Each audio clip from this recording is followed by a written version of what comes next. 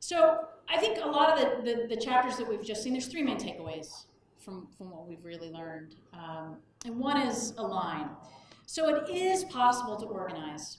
There is way too much coming at us, but if you line up the framework, something similar to this or what we just showed, I think it's a good way to align your people, for you to look at where you have gaps, for look at where you need to bring in technology partners to help fill that gap. Obviously start with your customers' priorities, and then you can categorize. Then you can really take a look at where your business is. And the second is commit. So this really speaks to a lot of the really great points that Elizabeth made around data.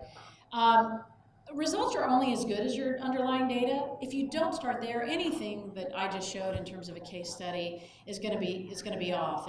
It's sort of that 1 degree change. Ultimately, as you go miles ahead, you end up miles apart.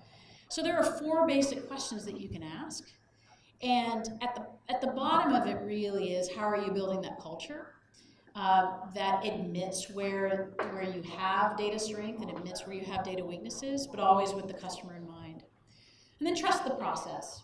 Trust the process of acting, of learning, of analyzing, of really rolling up your sleeves. And if you don't understand how to interpret the data, it's okay, raise your hand and ask for help, and then iterate and constantly iterate.